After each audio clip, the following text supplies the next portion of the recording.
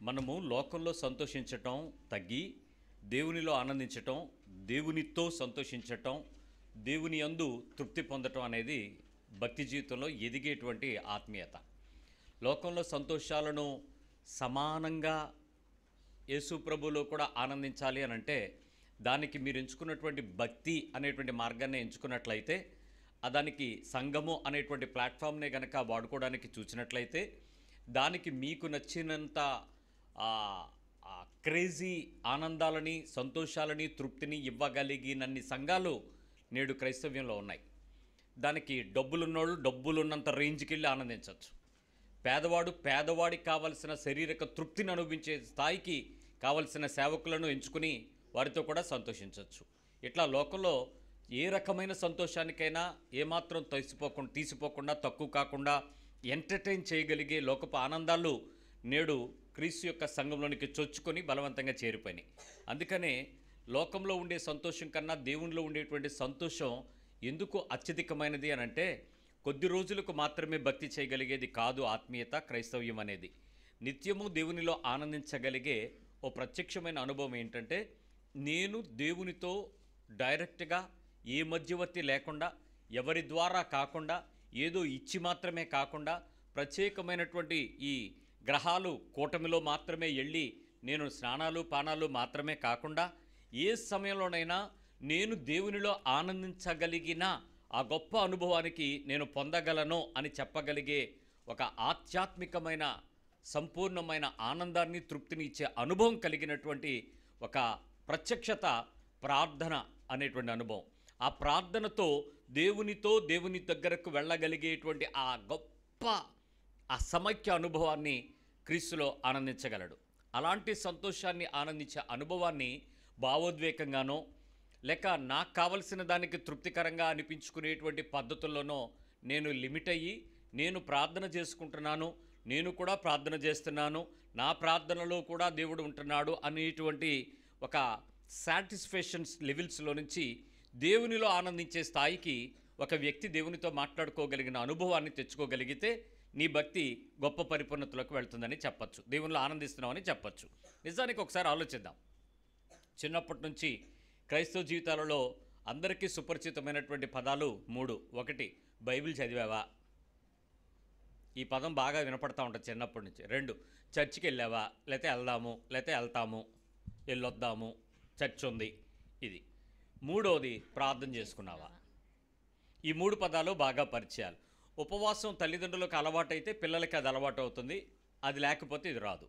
ఇక మిగిలిన సంఘానికి సంబంధించినటువంటి కార్యకలాపాలన్నీ కూడా పెళ్ళిళ్ళు, పేరెంటాల్లాగే ప్రార్థనలు, ఉత్సవాలు, ఉత్సాహాలు ఇవన్నీ కామన్గా జరిగిపోతాయి పండగల్లాగే. కానీ ఈ 3 అనుభవాల్లో మీరు చూసినప్పుడు ప్రార్థనా జీవితం కలిగి ఉన్న చాలామంది తల్లులు, తండ్రులు, పెద్దలు, మన కుటుంబాల్లో పెరిగిన పెద్దలందరూ కూడా ఎవ్వరూ కూడా ప్రార్థన అనుభవం లేని వాళ్ళు అయితే కాదు. వాళ్ళు కొద్దో గొప్పో వాళ్ళ ఆత్మీయతల్లో, వాళ్ళ స్థాయిలో ప్రార్థన అనే అనుభవం కలిగిన వారే. అయితే ప్రార్థన దేని కొరకు చేశారు, ఎలా చేశారు, ఎందుకు చేశారు అని కనుక ఖచ్చితంగా వాళ్ళని నిశితంగా పరిశీలించి, మీ ప్రార్థనా జీవితము నేను వెంబడించగలిగేదిగా, నేను నిన్ను కొనసాగించుకోగలిగేదిగా, నేను నిన్ను మాదిరిగా పెట్టుకోగలిగేంతగా ఉందా అని అడిగితే మాత్రం కొంచెం క్వశ్చన్ మార్కే. అంతగా మమ్మల్ని వెంబడించేస్తావా బాబోయ్, వద్దులే, మా పాస్టర్ దగ్గర తీసుకెళ్తాను పదా అని చెప్పేస్తారు. అంటే మీ సాటిస్ఫాక్షన్ లెవెల్స్ ప్రార్థనతో దేవుని దగ్గరకు వెళ్ళగలిగేంతగా లేకపోవటానికి 2 కారణాలు. 1, మీ ప్రార్థనలకు సమాధానాలు తెచ్చుకోవటం ఎలా అనే షార్ట్కట్ ప్రయత్నాల్లో నేటికి నిరంతరము రకరకాల భక్తుల్లో, రకరకాల ప్రార్థనలలో, రకరకాల మాటలలో, రకరకాల సేవకులలో, రకరకాల సందర్భాలలో చేసుకుంటూ జీవితాన్ని గడపడానికి ప్రయత్నం చేస్తున్నాం. ఉదయాన్నే నాకు ఒక పోస్టింగ్ వచ్చి ఒక సేవకుడు పెట్టాడు, ఎవరో 40 రోజులు ఉపవాస ప్రార్థనలు అవుతున్నాయి అంట వాళ్ళ సంఘంలో. ఈరోజు ముగింపు ప్రార్థన, 40వ ముగింపు ఉపవాస ప్రార్థనకు వేరే ఒక చిత్తూరు నుంచి ఒక పాస్టర్ గారు వస్తున్నారు. అది శక్తివంతమైనటువంటి 40వ రోజు ప్రార్థన అంట, ముగింపు ప్రార్థన. అంటే ఏంటి, మొదటి రోజు వీళ్ళు చేసింది అబద్ధమని అర్థమా? అండ్ 39 రోజులు కలిసి 40వ రోజు పవర్ఫుల్ అంటే ఏమనాలి వాళ్ళని? 39 రోజులు మేము వేషాలు వేసాం, 40వ రోజు స్పెషల్ ఇప్పుడు రండి అని చెప్తున్నారా? ఈ 39 రోజుల ప్రార్థనలు, ఉపవాస ప్రార్థనలు అని చెప్పినవన్నీ కూడా తేలిపోయినాయనా, లేకపోతే వచ్చేసినాయా సమాధానాలు? అంటే ఈ రకంగా సంఘం నేటికి కూడా మనుషుల్ని ఆకర్షిస్తూ మాతో ప్రత్యేకంగా ఉపవాస ప్రార్థనలకు రండి, మా 30 రోజులు రండి, మా 40 రోజులు రండి, 50 రోజులు రండి, 60 రోజులు రండి, 100 రోజులు రండి అని పిలుస్తున్నారంటే, ఇంకా రేపు మార్చి నెలలో వచ్చేసిందంటే మనకు ఇంకొక ప్రత్యేకంగా ఇంకొక 40 రోజులు వారోత్సవాలు తయారవుతాయి మనకి. ఈ 40 రోజులు మన వ్రతాలు మొదలవుతాయి. ఎవడు భక్తి ఆడు లెవెలు. ఒక పూట తిన్నోడు, ఒక పూట చికెన్. ఎలాగూ గజ్జె జబ్బు వచ్చింది కాబట్టి ఈ తినడం మానేస్తున్నారు చికెన్. కానీ లేకపోతే ఈ ఎంత పండగ, ఎంత సంతోషం. ఈ ఈస్టర్ వచ్చేంత వరకు మనుషులను పట్టుకోగలమా? ఓ పూటంతా ఫాస్టింగ్, ఇంకో పూటంతా ఫీస్టింగ్. ఏదో ఒక పని. అంటే దేవునితో ఆనందించేటువంటి అనుభవాన్ని లోకంతో చూసే పద్ధతుల్లోకి మార్చుకున్నప్పుడు మన భక్తికి వాళ్ళ భక్తికి పెద్ద తేడా ఏమీ కనపడట్లా. కానీ దేవునితో ఉండేటువంటి భక్తి విషయంలో మనం చేసేటువంటి ఒక తప్పిదాన్ని నేను ఈరోజు నీ ముందు ఎత్తి చూపుతాను. ఎప్పుడైనా దేవుని దగ్గరకు వచ్చినటువంటి పాత నిబంధన కాలపు మనుషులందరిలోనూ, ఇది యోబు గ్రంథం అందరికన్నా ముందు రాసినటువంటి అధ్యాయం. యోబు గ్రంథం నుంచి, ఆదికాండం నుంచి మీరు ఇలాంటి విషయాలన్నీ చదువుకుంటూ వచ్చి దేవునితో ముఖాముఖి మాట్లాడిన అనుభవం కలిగినటువంటి అబ్రహాము కానీ, మోషే కానీ, తర్వాత యెహోషువ కానీ, న్యాయాధిపతుల గ్రంథంలో వచ్చినటువంటి దీర్ఘదర్శులు కానీ, సమూయేలు ప్రవక్తగా వచ్చి మాట్లాడినటువంటి విషయాలు కానీ, రాజుల కాలంలో మాట్లాడిన కొంతమంది కానీ, దావీదు కానీ, సొలొమోను కానీ, మలాకి వరకు చెప్పబడిన ప్రవచనాల్లో ప్రవక్తలు కానీ, వారు మాట్లాడినటువంటి అనుభవాల్లో దేవునితో మాట్లాడినటువంటి సందర్భాలు, దేవునిని అడిగిన సందర్భాలను రెండింటిని పక్కకు పెడితే, దేవునితో మాట్లాడిన సందర్భాలకు ఇచ్చిన ప్రయారిటీ, బైబిల్ ఇచ్చిన ప్రయారిటీ, వాళ్ళు దేవుని దగ్గర కోరుకున్న వాటికి బైబిల్ ఇవ్వాల. మాకు ఇవి లిస్ట్ ఇచ్చి ఇది కావాలి అనేటువంటి ప్రయారిటీ ఇవ్వాల. యేసు ప్రభు వారు చేసినటువంటి ప్రార్థన అందుకు భిన్నంగా మారిపోయింది. నూతన నిబంధనలో శిష్యులు ఎవరికి అర్థం కాలేదు. ఏంటి నువ్వు మాట్లాడుతా దేవుడి దగ్గరికి వెళ్ళిపోతావేంటి? దేవుడి దగ్గరికి వెళ్ళొచ్చా? విశ్రాంతి దినం మాత్రమే కదా వెళ్ళి కనపడాలి. అక్కడ రోజంతా గడపాలి కదా, ఆ రోజంతా ఉపవాసం ఉండాలి కదా. ఈ వేళలో ఆ చేలల్లోకి వెళ్ళేటప్పుడు ఆ వెన్నులు తినకూడదని డిస్కషన్లు కూడా అయినాయి కదా. అసలు నువ్వేంటి మాట్లాడితే ప్రార్థన అయిపోతున్నావు? ఉపవాసం ఉండి ఆ శనివారం నుంచి శుక్రవారం రాత్రి నుంచి శనివారం మధ్య దినమంతా కదా గడపాలి, సబ్బాతు దినం. ఏంటి మీరు దేవునితో మాట్లాడకుండా మాట్లాడితే వెళ్ళిపోతావేంటి? ఏం చేస్తావు నువ్వు దేవునితో? ఏం మాట్లాడతావు అని అడిగినప్పుడు యేసుప్రభు చెప్పినటువంటి మాటలు, యేసుప్రభు అలవాటుగా చేసినటువంటి ప్రార్థనలు మన ప్రార్థనలకు భిన్నంగా ఉంటాయి. ఈరోజు నేను మీకు దేవుని యొక్క మాటలు చదువుకోవడం తెలిసిన మనము ఎలాంటి ప్రార్థనలలో మనం ఉండాలో, ఎలా ఉన్నామో ఒక చిన్న బ్యారేజ్ని మీకు తేడా చెప్తాను. మీ ప్రార్థనా జీవితాలలో ఈ బలహీనత ఉంటే దాన్ని సరిచేసుకోవడానికి ప్రయత్నించండి. మీరు అడగచ్చు, ఇంకా ఏదైనా మర్మాలు చెప్పు అని అంటే, మర్మాల సంగతి తర్వాత ముందు బేసిక్ ప్రిన్సిపల్స్లో దారి తప్పిన పరిస్థితిని సరి చేసుకోవడానికి ప్రయత్నించేద్దాం. ఒక చిన్న మాట అడుగుతాను మిమ్మల్ని. ఎప్పుడైనా దేవుని దగ్గరికి వచ్చి వ్యక్తిగతమైన కోరికలు, ఆశలు, ఇచ్చ అంటే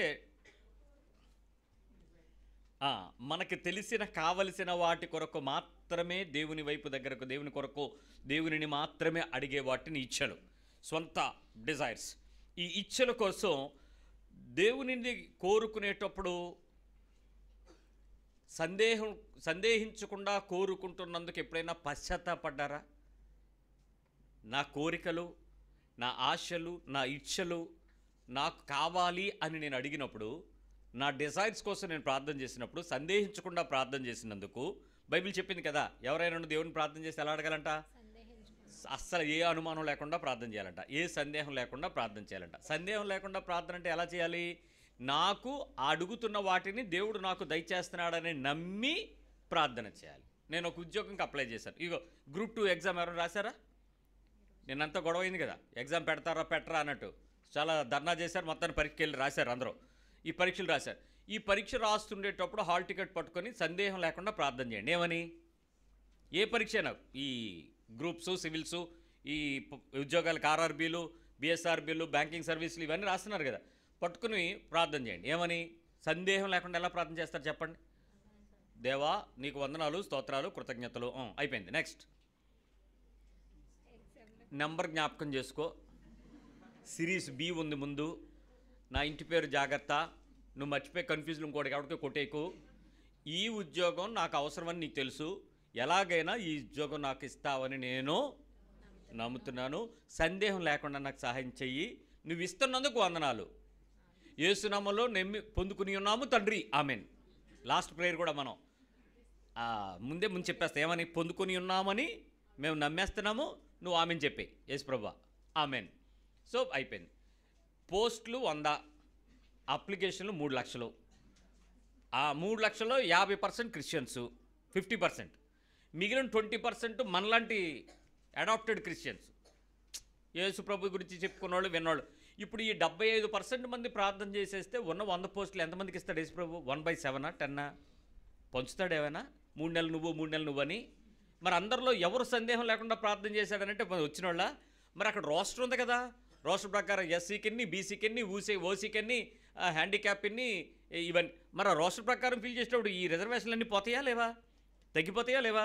మరి ఇప్పుడు ప్రార్థన చేశాను, సందేహం లేదు, యేసు ప్రభు ఇస్తాడని నమ్మాను, హృదయపూర్వకంగా కృతజ్ఞతలు చెల్లించాను, నాకు ఉద్యోగం రాలేదు. ఇప్పుడు దేవుడిదా తప్పు, నాదే నా ప్రార్థనదా? ఇప్పుడు మాలాంటి ప్రార్థనా పరులు, ప్రార్థన చేసేవాళ్ళని ప్రార్థనా పరులు అంటారు. వాళ్ళు నిజంగా ఏం చేశారో నాకు తెలియదు. ప్రార్థనా పరులు ఏమంటారు? నీకు విశ్వాసం లేదు అందుకే రాలేదు. సింపుల్, ఒక మాటతో పోయే. నీకు విశ్వాసం లేదు, నెక్స్ట్ టైం బెటర్ లక్, దేవుడి చిత్తం కాదేమో. ఈ 3 మాటలు ఏది మాట్లాడేసినా మాట్లాడకుండా వెళ్ళిపోయి మళ్ళీ ఇంకో అప్లికేషన్ పెట్టుకుంటామే. ఇలాంటి ప్రార్థనా అవసరతలలో మన కోరికల కోసం, మన ఇచ్చల కోసం, మనకున్నటువంటి ఆశల కోసం చేసిన అనేక విషయాలు దేవుని సన్నిధిలో పశ్చాత్తాపడకుండా చేసినటువంటి ప్రార్థనలను మనము దుఃఖపడకుండా చేయగలుగుతున్నాము అని అంటే దేవుడు మనల్ని చూసి చాలా శబాష్, ఇలాగే ప్రార్థన చేస్తా గడపండి అంటాడా? ఇంకేమైనా కోరుకుంటాడా నీ నుంచి? ఎందుకు మరి మన ప్రేయర్ లైఫ్ అంతా కూడా రొటీన్ లైఫ్లో ప్రేయర్కి వెళ్ళిపోతుంది? ఎంత దిగజారిపోయామంటే లాస్ట్కి పలానా పాస్టర్ గారి దగ్గరికి వెళ్ళామనంటే అయ్యగారు ప్రార్థన చేయండి అని అడుక్కుని ఆయన చేత ఆమెను మంత్రం చేయించుకుని అవసరమైతే చేయి పెట్టగలిగితే ఇంక మీకు ప్రత్యేకమైన దీవెనే. పాస్టర్ గారు బుర్ర మీద చేయేస్తే మీకు దీవెనే. కొబ్బరి నూనె కొనుక్కోకుండా చేయించేసుకుని అమ్మయ్య పాస్టర్ గారు ప్రార్థన చేశారు, ఎంతైనా నాకు చాలా అదృష్టమే. ఇంతకీ నీ వ్యక్తిగతంగా దేవునితో కలుసుకునే, దేవునిలో ఆనందించే ఆ ప్రత్యేకమైన ప్రార్థనానుభవం నీకు లేదని నువ్వు ఎప్పుడైనా దుఃఖపడ్డావా దేవుని దగ్గర? ఆ అయ్యగారి దగ్గరికి వెళ్ళి ప్రార్థన చేయించుకున్నాను, ఆ అమ్మగారు నా కోసం ప్రార్థన చేశారు, బెల్లంపల్లి వెళ్ళాను, దినకరన్ గారి దగ్గరికి వెళ్ళాను, అల్ల యూనివర్సిటీలో జనమందరం ఉండగా నా పేరు పెట్టి పిలిపించుకున్నాను. నీకింత క్రెడిబిలిటీని తెచ్చుకుంటున్న నీ ఆనందం దేవునితో నువ్వు వెళ్ళలేకపోతున్నందుకు ఏడుపు ఎప్పుడన్నా వచ్చిందా? నేను దేవునితో మాట్లాడలేకపోతున్నాను, అయ్యో నా ప్రార్థనా జీవితపు లేమి నిన్ను క్షమించు ప్రభువా, నేను నిన్ను కలుసుకోలేకపోయానయ్యా, నేను నీతో మాట్లాడడానికి నాకు కావాల్సినంత ఆ ఎక్స్పర్టెన్స్ నేను తెచ్చుకోలేకపోయాను, చిన్నప్పటి నుంచి నేను క్రీస్తులో పెరిగానే, వాక్యంలో నాకు అర్థమయ్యిందే, నేను నీ దగ్గరికి వెళ్ళి అడగాల్సిన విషయాలు నేను అడగలేక ఏంటో రోజు రొటీన్గా అడుక్కుంటూనే నా జీవితంలో పెళ్ళైపోయింది, పిల్లలు పుట్టేశారు, ఉద్యోగాలు వచ్చేసాయి, వ్యాపారాలు వచ్చాయి, రిటైర్ అయిపోయింది, చచ్చిపోయి సమాధికి వెళ్ళిపోతున్నాం, రొటీన్ లైఫ్లో వెళ్ళిపోతున్నాం. సో దేవుళ్ళు ఆనందించే ప్రార్థన అనుభవానికి నా హృదయం దుఃఖపడని సందర్భాన్ని బట్టి పశ్చాత్తాపడ్డావు ఎప్పుడైనా? ఇలాంటి అనుభవాలు మనలో చాలామందికి లేవు. రొటీన్ క్రిస్టియానిటీకే లేదు. ఈ క్రిస్టియానిటీని మార్చి నేటి దీవెన ప్రపంచం, ఆశీర్వాద ప్రపంచం, మమ్మల్ని ఆకర్షిస్తున్నటువంటి ఈ అడ్వర్టైజ్మెంట్ యూట్యూబ్ ప్రపంచం, ఈ సోషల్ మీడియా ప్రపంచం మనుషులను వ్యక్తిగతంగా దేవుని కన్నా ఎక్కువ చేసుకునే ఈ కడవరి ప్రపంచంలో నీకు దేవునితో ఆనందించే అనుభవాన్ని దూరం చేస్తున్నారు. నిజంగా నువ్వు అడుగుతున్నటువంటి వాటికన్నా, ఊహించే వాటికంటే మీకేం కావాలో మీకు ఇవ్వడానికి దేవునికి తెలుసా లేదా? తెలుసు. దేవునికి తెలుసు అన్న అనుభవం నీకు దేవునికి ఉండేటువంటి ఆ దగ్గర సంబంధాన్ని బట్టి నువ్వు అడగగలవా అడగలేవా అనే దాని మీద ఆధారపడుతుంది. మీ పిల్లలు వయస్సు పెరుగుతూ ఉండేటప్పుడు నిజమైన తల్లిదండ్రులు ఎవరైనా ఉంటే ఇక్కడ చెప్తున్నాను, నేను మళ్ళీ చెప్తున్నాను, నిజమైన తల్లిదండ్రులకు ఆపోజిట్ వాడు కిరాయి తల్లిదండ్రులు, పెంచిన తల్లిదండ్రులు కాదు. నిజమైన తల్లిదండ్రులు ఎదుగుతూ ఉన్నవాళ్ళు పెళ్లి చేసుకున్న తర్వాత వాళ్ళ జీవితంలో హనీమూన్లు, ప్రీ వెడ్డింగ్ షూట్లు, పోస్ట్ వెడ్డింగ్ షూట్లు, ఇక అన్నీ తిరిగిపోయి డబ్బులు ఖర్చు పెట్టి దాచుకున్న మొదలెట్టిన తర్వాత వాళ్ళ కడుపున ఫస్ట్ టెస్ట్ ప్రెగ్ టెస్ట్ చేసుకున్నప్పుడు పాజిటివ్ వచ్చినప్పటి నుంచి వాళ్ళ మైండ్లో వచ్చేటువంటి మొదటి విషయం ఏంటంటే పుట్టబోయే బిడ్డకు మనము మంచి తల్లిదండ్రులుగా ఎలా మారాలి, that should be the planning start అవుతుంది. మంచి తల్లిదండ్రుల గురించి చెప్తున్నాను నేను, నిజమైన తల్లిదండ్రుల గురించి చెప్తున్నాను. పిల్లల కోసం మన లైఫ్ని ఎలా తగ్గించుకొని మన నెక్స్ట్ జనరేషన్ని పెంచడానికి కావాల్సిన ఆర్థిక అవసరతలను ఎలా సమకూర్చుకోవాలి, వాళ్ళ మానసిక అవసరతలు తెచ్చడానికి మనం ఎలా ఉండాలి, మన కుటుంబం నెక్స్ట్ జనరేషన్కి ఎలాంటి ఆశీర్వాదాన్ని ఇవ్వగలగాలి, దానిని సిద్ధపరచుకోవటానికి బెస్ట్ పేరెంట్స్ సిద్ధపడతారు. ఒకసారి అది స్టార్ట్ అయిన తర్వాత పిల్లవాడు లోకంలోకి వచ్చిన వెంటనే ఆ పిల్లవాడి యొక్క కనీస అవసరతలు ఏంటి? నిజానికి మన కాలంలో అన్ని ఫెసిలిటీస్ లేవు, కానీ మన పిల్లలకి మనం ఇచ్చే సొఫిస్టికేషన్స్ ఎంత ఎక్కువ ఉన్నాయి చూడండి. హాస్పిటల్ ఫెసిలిటీసే లేని రోజుల్లో నుంచి బెస్ట్ హాస్పిటల్లో కానుపు చేయించి సుమారు 1,00,000-1,50,000 ఖర్చు పెట్టి ఆ కానుపు చేయించుకుని బిడ్డను కొనుక్కొని వస్తున్నాం బయటికి. మంచి హాస్పిటల్ ఏదైనా వెతుకుతున్నాం. సొఫిస్టికేటెడ్ హాస్పిటల్ ఎక్కడ? బెడ్లో పేరెంట్ అదే తల్లిగా ఉండేటువంటి వ్యక్తికి పక్కన ఉన్నటువంటి బిడ్డను పెట్టే ఉయ్యాల కూడా కంఫర్ట్గా ఉందో లేదో చూసుకుని ఆ డెలివరీ హాస్పిటల్ని ఇన్సూరెన్స్ ఏజెన్సీతో మాట్లాడుకునే రోజుల్లో ఉన్నాం మనం. అటెండెంట్కి మంచి రూమ్ ఉంటుందా లేదా, బెడ్రూము బాత్రూము ఫెసిలిటీ ఉంటాయా లేవా, కాఫెటేరియా బాగుంటుందా లేదా చూసుకుని రూమ్ బుక్ చేసుకుంటున్నాం. అంటే best sophistication for the next generation. పిల్లోడు ఇలా పెరుగుతున్నాడు, వ్యాక్సినేషన్స్ దగ్గర కాంప్రమైజ్ అవ్వరు, వాడికి కట్టే డైపర్ బ్రాండ్ కాంప్రమైజ్ అవ్వరు, కొనుక్కునేవి FirstCry first born compromise అవ్వరు, బ్రాండే ఏదైనా. ఇంకా అక్కడి నుంచి పిల్లోడికి ఇవ్వాల్సినవన్నీ, వాడికి వేసేటువంటి నడకకు రాని షూ దగ్గర నుంచి వాడికి ఒంటి మీద వేసే పౌడర్ వరకు అన్నీ బ్రాండే. నిజానికి మంచి తల్లిదండ్రులు పిల్లలకి ఏం కావాలో పిల్లోడు అడిగితే ఇస్తాడా, అడగకుండా ఇస్తారా? అడుగుతాడా పిల్లోడు? డాడీ నా డైపర్ కంపెనీ ఏంటనడి అడగడు. మీరేం చేస్తారు? ఇది బాగోదంట అని మీరే కొనుక్కుని, ఏది బాగుంటుందో కొనుక్కుని మొత్తానికి తెప్పించి మీరే దాన్ని చెక్ చేసి మీరు వేసుకోరు, కానీ ఇది బాగోలేదని మీరే మార్చేస్తారు. అది ఏంటో పేరెంట్కి అవన్నీ వస్తాయి ఆ జ్ఞానం. వాడు కాలేజీకి వెళ్ళడం, స్కూల్కి వెళ్ళడం ప్రారంభించేటప్పటికి స్కూల్ గురించి మీరే ఆలోచిస్తారు. వాడికి చదువు రాకపోతే ట్యూషన్ గురించి మీరు ఆలోచిస్తారు. వాడి తినకపోతే ఫుడ్ గురించి ఆలోచిస్తారు. వాడికి నెక్స్ట్ ఏం కావాలో వాడి ఫ్రెండ్ గురించి ఆలోచిస్తారు. వాడి హెల్త్ గురించి ఆలోచిస్తారు. వాడి విటమిన్స్ ఎన్రిచ్ గురించి ఆలోచిస్తారు. వాడి డ్రెస్ గురించి ఆలోచిస్తారు. వాడి ఫ్రెండ్ సర్కిల్లో చెడిపోతాడేమో అని వాడు ఎక్కడుంటున్నాడో చూస్తారు. వాడు వెళ్ళి వచ్చేటప్పుడు వాడి దారిలో ఖర్చు పెట్టడానికి ఖర్చు పెట్టే పాకెట్ మనీ ఇస్తారు. వాడికి కావాల్సిన సొఫిస్టికేషన్. నేను చెప్పుకుంటూ వెళ్తే పిల్లలు ఉన్న వాళ్ళు తల్లిదండ్రులు బెస్ట్ తల్లిదండ్రులుగా వాళ్ళ స్థాయిని బట్టి ఉండడానికి ప్రయత్నం చేస్తారా, చేయరా? ఏ పిల్లోడైనా అడిగించుకునేంత వరకు ఉంటారా? అడక్క మునిపే వాళ్ళు మీరు అన్నీ చూస్తారా లేదా? పుస్తకాలు, పెన్నులు, వాడికి కావాల్సిన ఫీజులు అన్ని స్ట్రక్చర్ అంతా ముందే మీరు సిద్ధపడతారా లేదా? నీ దేవుడు నీకు తండ్రి అయితే తన పిల్లల అవసరతలు చూడటం ఎవరిది న్యాయం? కనీస న్యాయం ఎవరిది? తండ్రిది కదా. తన పిల్లల అవసరతలు ఎరగడాయినా మీరు అడగక మునుపు ఆయనకి తెలియదా మీకేం కావాలో? మిమ్మల్ని పుట్టించిన వాడికి మిమ్మల్ని పెంచి ముందుకు తీసుకెళ్లే వాళ్ళ పరిస్థితి ఏమి కాదా? కానీ చెడుపేసుకునే చెరుపుకునే పద్ధతులు ఎవరివి? పిల్లలవి, మనవి. అప్పుడు మనం కదా తండ్రి దగ్గరికి వెళ్ళి, డాడీ నాకెందుకో ఇలా అనిపిస్తుంది, నాకేదో ఇలా ఉంది, నాకు ఇలా ఉండకూడదని అనిపిస్తుంది, నాకు ఈ విషయంలో నేను ఏం చేయాలని ఎప్పుడైనా పిల్లలు కనుక పేరెంట్ని అడిగితే తప్పక పేరెంట్ వాళ్ళ విషయంలో ఆలోచిస్తాడు. నువ్వు ఇది తప్పు ఆలోచిస్తున్నావు, ఇది మంచి దృక్పథం కాదు, ఈ వయసులో నీకు ఇది కాదు, ఇది చెయ్యాలి, ఇది చెయ్యకూడదు, ఒక్క నిమిషం ఉండు అని చెప్పి ఆ కౌన్సిల్ చేస్తూ ఆ తండ్రి ఆ పిల్లలకు కావాల్సినటువంటి ఎన్రిచ్ని వారు చేయడానికి ప్రయత్నం చేస్తారు. పిల్లవాడు తన అవసరతను ఎప్పుడు తీసుకురావాలి, ఎలాంటివి తీసుకురావాలో తెలిస్తే తండ్రి దగ్గర నుంచి పొందుకుంటున్నటువంటి అవసరతల మధ్యలో తండ్రికి పిల్లవాడికి ఉండే మంచి సంబంధం అతుక్కునేంతగా, పెంచుకునేంతగా, ఆనందించేదిగా, సంతోషించేదిగా పెరిగిపోతూ ఉంటుంది. ఈరోజు లోకంలో ఉండేటువంటి పేరెంట్గా మనకు పక్కన ఉండేటువంటి పేరెంట్కి అసోసియేట్ మెంబర్స్, మావయ్యలు, అత్తయ్యలు, బాబాయిలు, అమ్మమ్మలు, నానమ్మలు, మనం ఇంకా ఎన్నో విషయాలు మన పిల్లలకు కావాల్సినవి ఇవ్వడానికి ప్రయత్నం చేస్తాం. పరమ తండ్రి అయిన దేవుడు కూడా ఈ లోకంలో సమస్తము నీకు ఇవ్వడానికి అలాంటి ఆలోచనలే చేస్తాడు. ఇప్పుడు ఒక్క నిమిషం ఆలోచించండి. బూతు మాటలు ఏ కాలేజు నేర్పదు, ఏ స్కూలు నేర్పదు, ఏ డిక్షనరీ ఉండదు, ఏ ఇంటర్నెట్ సైటు ఇవ్వదు. కానీ మన పిల్లలకి మనం చెప్పక్కర్లేదు. తప్పుడు మాటలు వచ్చేస్తే లేదా వాళ్ళకి గాలి, అదే చెడ్డ మాటలన్నీ, బ్యాడ్ వర్డ్స్ అన్నీ, ఫిల్తీ లాంగ్వేజ్ ఎవరు నేర్పుతారు? మనం ఇంట్లో మాట్లాడితే వచ్చేస్తాయి, మాట్లాడకపోయినా బయట నుంచి వాళ్ళు తెచ్చేస్తారు. వాళ్ళకి తెలియకుండానే లోకానుసారమైనటువంటి విషయాలు వచ్చేస్తాయి. మొన్న పాప చెప్తుంది, చిన్న బిడ్డ, షీఈస్ జస్ట్ అంగన్వాడీకి వెళ్ళేటువంటి వయసులో మేకప్ ఎలా చేయాలో ఆ పిల్లకి తెలిసినంతగా ఆ మేకప్ ఆర్టిస్ట్కి తెలియదు. మేకప్ చేస్తుంది ఆ పిల్ల. సిఎంఆర్లో వీడియో తీసి పెడితే నన్ను ఆశ్చర్యపోయాను. ఆ పిల్ల క్రిస్టియన్ పిల్ల. వాళ్ళ అమ్మగారు నాకు తెలుసు, ఆమెకి ఫోన్ చేశాను, నీ బిడ్డదేనా వీడియో అని అంటే, అవునన్నయ్య చూసారా అంట. ఎంత ఆనందమో అసలు. నువ్వు ఎక్కడికి వెళ్ళిన తర్వాత ఆ పెట్టి ఓపెన్ చేసి ఆ బ్రష్ పట్టుకోవడం చేతక నా బుడ్డి చేతులతో అవన్నీ రుద్దుతూ ఆ ఐలాషెస్ పెడుతుంటే తల్లి మురిసిపోతా ఉంది. ఆ చిన్న బిడ్డకి అంత మంచి ఆ మేకప్ మీద గ్రిప్పు ఎప్పుడు సంపాదించుంటుందో చెప్పనా? ఇంట్లో వాళ్ళ అమ్మ చేసుకోదు మేకప్, కానీ కడుపులో ఉండేటప్పుడు చూసిందన్నీ మేకప్ వీడియోలే. ఎక్కడి నుంచి వెళ్ళి మదర్ తాలూకా ఇన్పుట్స్ అన్నీ ఎవరివి? ఇప్పుడు బేబీకి వచ్చినటువంటి అవుట్కమ్ ఎక్కడిది? మదర్ ఇన్పుట్సే. నువ్వు రోజు మీ అమ్మమ్మ ఎలాగా, మీ నాన్నమ్మ ఎలాగా అని రోజు సొనుగుతూ నీ బిడ్డను కన్నావు అనుకో, పుట్టింది అజాతశత్రువు అయిపోద్ది మీ ఇంటికి. మరి ఎక్కడి నుంచి నేర్చుకుంటుంది? ఇన్పుట్స్ నీవే. మీరు ఇంట్లో తండ్రి భర్త వచ్చి నువ్వు ఇలాంటిదానివే అలాంటిదానివే భార్య నువ్వు చదువుతూ ఉన్నాడు అనుకోండి, గర్భంలో పెరుగుతున్న బిడ్డ నేర్చుకుంటాడు. మా అమ్మని ఇలా తిడుతున్నాడు మా నాన్న, బయటకు వచ్చాక అక్కడ చూస్తానని. నీకు తెలియదు ఆ విషయం.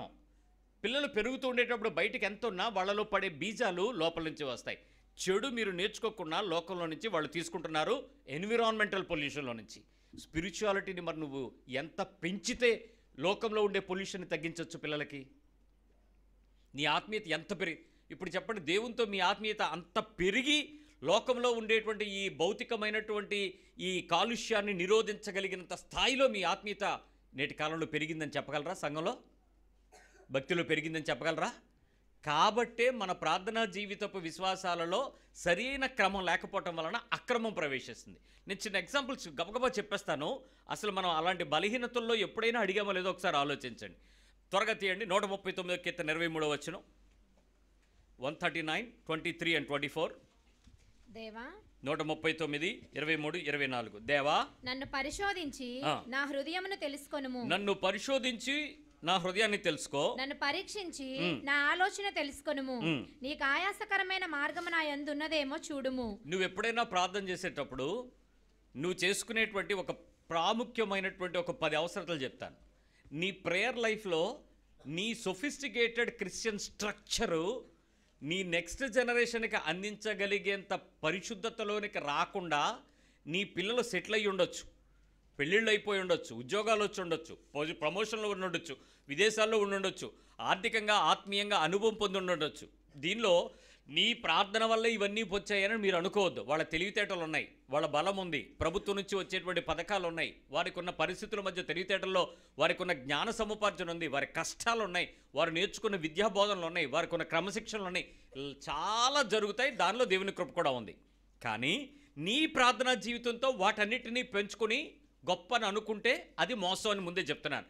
దీన్ని నీ నుంచి నీ పిల్లలకి ఇచ్చేటువంటి భక్తి ఇతర తరాలకు ఆదర్శప్రాయంగా ఉండగలిగే పరిపూర్ణతలో దేవునిలో ఆనందించే స్థాయి ఎలా ఉండాలంటే, దేవా నీకు ఆయాసకరమైన మార్గం నా యందు ఉన్నదేమో చూసి నా హృదయాన్ని నేను తెలుసుకునేటట్లు నాకు సహాయం చేయి. అది నీ ప్రార్థనలో ప్రథమ భాగం అవ్వాలి. దేవా నీకు ఆయాసకరమైన పరిస్థితులు ఏమైనా నా హృదయంలో ఉన్నాయేమో, నా హృదయాన్ని నేను తెలుసుకోవడం నాకు నేర్పించు. నా దానిలో ఆయాసం ఏమన్నా చూపించు, నన్ను పరీక్షించు, నా ఆలోచన చూడు, నా ఆలోచనలో తప్పు ఏంటో నాకు చెప్పు. ఆ విషయాలను బట్టి నా హార్ట్ నేను చేసుకుంటాను. దాని విషయంలో తప్పుపోకుండా నీ కృపలో నేను నిలబడేటట్లు నా జీవితాన్ని సరిచేయి బాబు. ఎప్పుడైనా అడిగారు ఎలా? పదం చదివేటప్పుడు నీకు ఉండేటువంటి ఆసక్తి, ఈ పదాన్ని చదివిన వెంటనే కీర్తనకారుడు చెప్తున్నటువంటి విషయాన్ని అబ్బా భలే అడిగాడే అని వదిలేయకుండా మనిషితో దేవునితో ఉండేటువంటి ఆ సంబంధాన్ని కోరుకునేటువంటి దేవుడు ఏమి అడిగితే ఏమి ఇవ్వాలనుకుంటాడో ఒకసారి ఆలోచించు. నీ బిడ్డ నా దగ్గరకు వచ్చి నాన్న నాకు దొంగతనం చేయాలనిపిస్తుంది నాన్న అన్నాడు అనుకో, తండ్రి ఏం చెప్తాడో చెప్పండి. నాన్న ఎలా దొంగతనం చేయాలో చెప్తాడా? నేను ఎలా దొంగతనం చేశాను అని మాదిరి ఎగ్జాంపుల్ చెప్తాడా?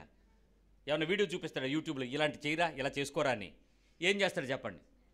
వాడి కూకటి వేళ్లతో వాడిలో ఉన్న దొంగతనానికి పుట్టిన ప్రవృత్తి ఏంటి, వాడి కోరిక ఏంటి, వాడి కాంక్ష ఏంటి, ఆ తప్పిదం ఏంటి, ఎందుకు వచ్చింది వాడిలో, ఆ లక్షణం ఎలా తీయాలనేది కదా తండ్రి తిప్పలబడతాడు. ఖచ్చితంగా మంచి చెప్పి ఆ చెడు లక్షణం అంతా దాన్ని వైపప్ చేయడానికి ప్రయత్నం చేస్తాడు. ఎట్ ద సేమ్ టైం ఏం చేస్తాడు, ఇంకెప్పుడైనా వాడు దొంగతనం చేస్తాడేమో అని ప్రతిసారి పరీక్షిస్తాడు. పరీక్షించి పరిశీలించి పరిశోధించి ఇంకా నా కొడుకు ఎప్పటికీ తప్పు చేయడు అని ఊరుకుంటాడా? మళ్ళీ అప్పుడప్పుడు ఏం చేస్తుంటాడు, నువ్వు దేవుని దగ్గరకు వచ్చి నా బలహీనత ఇలా ఉంది, నన్ను చెక్ చేయి, నన్ను పరీక్షించు, నన్ను పరిశీలించు, నీకు ఆయాసకరమైన పరిస్థితులు నా హార్ట్లో ఏమైనా ఉన్నాయేమో నువ్వు నాకే చెప్పు, సో దట్ నన్ను సరిచేయి, నన్ను సెట్ చేయి, నాకు ఇలాంటి లక్షణం నాకు ఇవ్వు అని నువ్వు అడిగితే నీ లైఫ్ని దేవుడు ఎలా సెట్ చేస్తాడో చెప్పు. ఎలా సెట్ చేసి ఉండేవాడు ఈ పాటికి చెప్పు. అర్థం అవ్వట్లేదే? మనకి ఎంతసేపు ఏం కావాలి, మా పిల్లోడికి ఉద్యోగం ఇయ్యి, మా అమ్మాయికి పెళ్ళి ఇయ్యి, మా అబ్బాయికి మగ పిల్లోడిని ఇయ్యి, మా వీసా ఇయ్యి, మీద ఫ్లోర్ వేస్తున్నాము, మున్సిపాలిటీ వాళ్ళు ఎవడు రాకుండా రాత్రి కాపలా కాయి దొంగతనంగా మేము ఫ్లోర్ వేసేస్తాము. అన్నీ అడ్డగొల్పనులే. వాటన్నిటికీ దేవుడి సహాయమే. దానికేమో పాస్టర్ గారు కూడా వచ్చి పెద్ద ప్రత్యేకమైన ప్రార్థన చేసేదాడు కొబ్బరి నూనె పోసి. ఏమి స్వార్థాలు, ఏమి భక్తి! దీనికేమో దేవుడి దయ వల్ల ఎంత మంచి ఇల్లు ఇచ్చాడు అంటే సాక్ష్యం ఎర్రోడు వినాలి మనమే. తినేది గొడ్డు మాంసం, అన్ని మాంసాలు కూరక తినేయటం, అక్కడ దేవుడి గురించి మహింపరిచేయటం. ఏంటి మన బతుకేంటి? దేవునితో అడిగే మొదటి విషయం ఏమవ్వాలి? That should be the priority of a life. నా ప్రాబ్లం ఏంటి? నాకు తెలుసు నేనేం చేస్తాను, నాకు తెలుసు నేను ఎందుకు చేస్తాను, నాకు తెలుసు నేను ఎందుకు చేయాలనుకుంటున్నాను. అవన్నీ తప్పని నీకు తెలుసని దేవుడికి తెలుసు. కానీ నువ్వు ఆ విషయంలో దేవుని సహాయం చేత ఆ తప్పుని నేను జయించడానికి సహాయం చేయమని నువ్వు అడగకపోవడం వల్ల నువ్వు చేసే వాటికి నీ చుట్టుపక్కల 100 మంది వచ్చి సహాయం చేసి ఏం పర్లేదు మేము ఉన్నాం అన్నారు అనుకోండి, నువ్వు ఆ తప్పు చేయించిన వాడు దేవుడు అనుకుంటున్నావు. మీరు కొన్ని తప్పు పనులు చేసినప్పుడు అది గ్రాంటెడ్గా నీకు సమాధానం అయిపోయినప్పుడు అది ఎవరు సహాయం చేశారనుకుంటావు చెప్పు నువ్వు?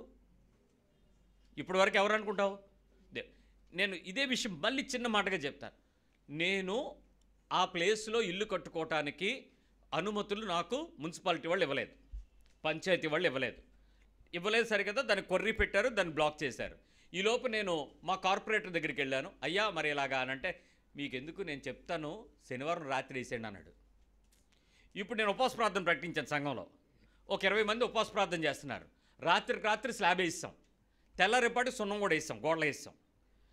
ఇప్పుడు రేపు వచ్చిన మున్సిపాలిటీ వాళ్ళు నన్ను ఏం చేయలేరు. ఇప్పుడు దేవునికి స్తోత్రం, దేవుడు ఏ అభ్యంతరం లేకుండా కార్యక్రమం చేశాడు. దేవునికి స్తోత్రం, హల్లెలూయా చెప్పండి అందరూ, హల్లెలూయా. ఇప్పుడు తప్పుడు పని చేయటానికి కారణం ఎవరు? దేవుడు. నీ తప్పుడు ప్రార్థన దేవుడు అంగీకరించాడు, నీకు అనుమతి ఇచ్చాడు. ఇలాంటి తప్పుడు పనులు చేసిన వాళ్ళు ఎంతమంది లేరు ఈరోజు ఈ సంఘంలో? ఇల్లు గురించే కాదు, నీ ఇంట్లో జరిగిన శుభకార్యం అని చెప్పే ఏ కార్యం దగ్గర నుంచి అయినా, ఎన్ని పనులైనా ఇలాంటి అడ్డగోలు దొడ్డిదారులు వెళ్ళిపోయి వీటన్నిటికీ దేవుడి పేరు పెట్టిన వాళ్ళు మిమ్మల్ని ఏమనాలి? దానికి ప్రార్థనలు అని చెప్పి ప్రార్థనలు చేయిస్తున్న మనుషుల ప్రార్థనలు దేవుడు వింటున్నాడా? ఏంటి మోసం ఏంటి? ఈ మోసపు భక్తిలో నీ ప్రార్థనలో నువ్వు సంతోషిస్తాం. నిత్యత్వం దగ్గరికి దారిగానా వేసుకునేది? గోతులోక నరకంలోకి వేసుకునేది? ఎవరికి అర్థం అవట్లేదా? ఇలాంటి తప్పుడు ప్రార్థనలు ఎవడు చేయలేదా? ఎన్ని పనులు చేయట్లేదు ఇలాంటివి? అన్నిటికీ ఏదో ఒక దొడ్డిదారి, షార్ట్కట్టు, ఏదో ఒక తప్పుడు పనులు చేసేయటం, దానికి దేవుడు క్షమించాడు, దేవుడు ప్రేమించాడు, లేకపోతే ఇవన్నీ జరుగునేంటి? ఇవన్నిట్లో దేవుడే సాయం చేశాడు. ఫేక్ రెజ్యూమెలు పెట్టేసి ఆడు జాబ్ తెచ్చుకున్నాడు. జాబ్ వచ్చిందని ఫస్ట్ శాలరీ పాస్టర్ గారికి ఇస్తే ఈయన కృతజ్ఞత కోటం ఇంట్లో పెడితే అందరికీ బిర్యానీ వండి పెట్టింది అలా అమ్మ. బ్రహ్మాండంగా దేవుడు దీవించబడ్డాడు, దేవుడు ఆశీర్వదించాడు. ఎంత ఘనంగా జరిగిందో తెలుసా? ఏది కృతజ్ఞత కోటం. నువ్వు పెట్టింది తప్పుడు పని, ఉద్యోగంలో దొంగ సర్టిఫికేట్ పెట్టావు, తప్పుడు రెజ్యూమెల్స్తో నువ్వు దాన్ని సంపాదించుకున్నావు, నీకు జీతం వచ్చింది, జీతం దీవెనకరంగా దేవుడు కనుకగా ఇచ్చేసావు. ఇవన్నీ దేవుడే చేశాడు. ఏమండి ఈ తప్పుడు పని చేయడానికి దేవుడు ఆమోదిస్తాడా? మొదట నిబంధన కాలంలో అంటే పాత నిబంధన కాలంలో ఎక్కడా కూడా ప్రేయర్లో మా డిమాండ్లు రిక్వెస్ట్లు లేకపోవడానికి కారణం ఏంటంటే చూచుచున్న దేవుడు అనే భయం ఉండేది. ఇప్పుడు ఏమైంది? కళ్ళు మూసుకున్న దేవుడు అయ్యాడు. మనకే ధీమా పెరిగిపోయింది. దేవుడు చూసి చూడనట్టు అంతటా అందరూ మారు మనసు పొందాలనుకుంటున్నాడు అనే విషయం మర్చిపోయి ఎలాంటి దానికైనా తెగబడే స్థాయికి పాపం చేసే రేంజ్కి వెళ్ళిపోయి దానికి ప్రార్థనను అడ్డుపెట్టాం. జాగ్రత్త కూలిపోవడానికి బాబేలుకి పెద్ద సమయం పట్ల కట్టనిచ్చాడు, కొంతవరకు ఎత్తుగా కట్టనిచ్చాడు. 1 నిమిషంలో కూలిపోయింది. బతుకు కూలిపోయే ముందే నీ ప్రార్థన అంతస్తు సరిగా కట్టుకో. తప్పుడు మాటలతో, తప్పుడు పద్ధతులతో నీ విశ్వాస జీవితంలో కొన్ని సంవత్సరాల దీవెనలుగా మనుషులకు భ్రమించి బతుకుతున్నావేమో. నీ భక్తి సరి చేసుకో ఈ రాత్రి. రెండో విషయం అడుగుతాను. 1 యోహాను పత్రిక 1వ అధ్యాయము 9వ వచనం. 1 John 1:9. మన పాపములను మనము ఒప్పుకొనిన ఎడల ఆయన నమ్మదగిన వాడును నీతిమంతుడును గనుక ఆయన మన పాపములను క్షమించి సమస్త దుర్నీతి నుండి మనలను పవిత్రులుగా చేయును.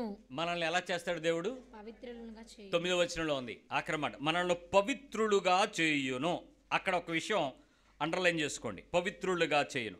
ఇప్పుడు నువ్వు చేసేటువంటి విషయంలో, దేవా నా పాపం విషయంలో నేను ఒప్పుకోకుండా నన్ను కప్పుకొనివ్వకుండా యథార్థంగా ఓపెన్గా డిక్లేర్ అవ్వడానికి క్షమించగలిగే మనస్సుతో నన్ను నింపి నన్ను పవిత్రునిగా చేయి ప్రభువా అని ఎప్పుడైనా అడిగారా?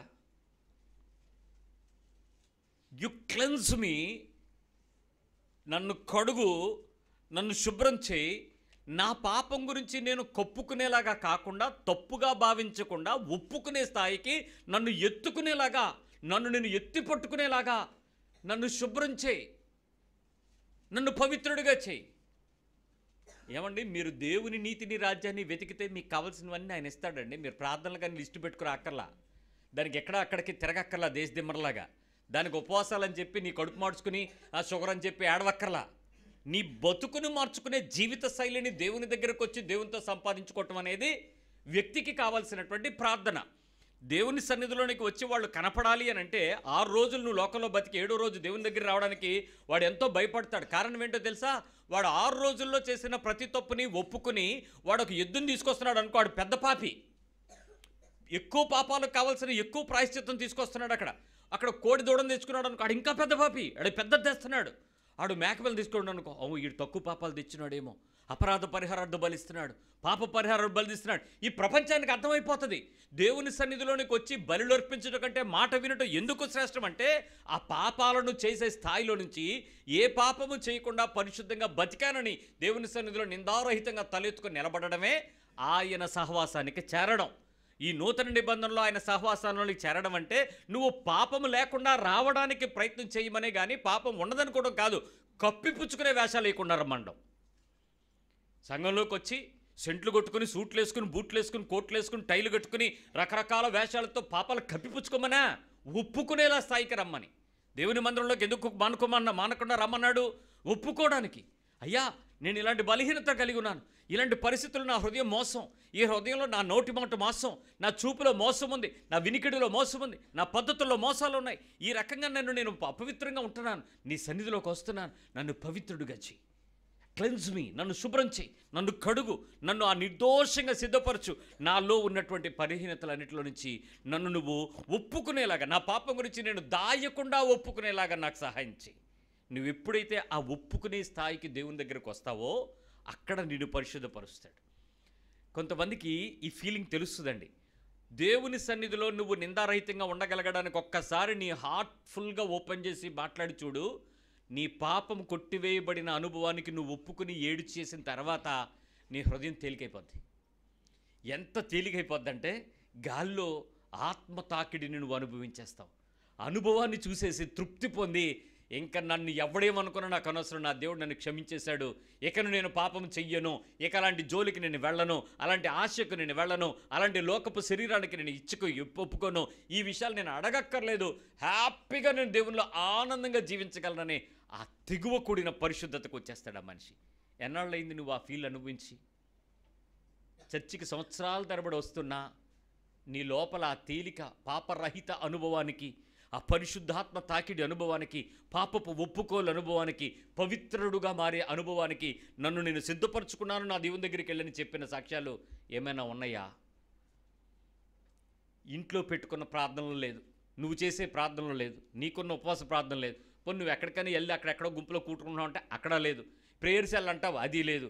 ఏం జరుగుతుంది మరి అంటే, ఆ పరిశుద్ధతలోనికి వచ్చేటువంటి స్థాయికి నీ హృదయంతో దేవునితో ఉండే అనుబంధం నిజంగా నిన్ను నూతనమైన అనుభవంలోకి తీసుకొస్తుందర్రా, పవిత్రునిగా. ఆ విషయాన్ని చెప్పటానికి మొన్న ఒక పిల్లోడు వచ్చి ఒక విషయాన్ని వాళ్ళ నాన్నగారితో అడిగాడట.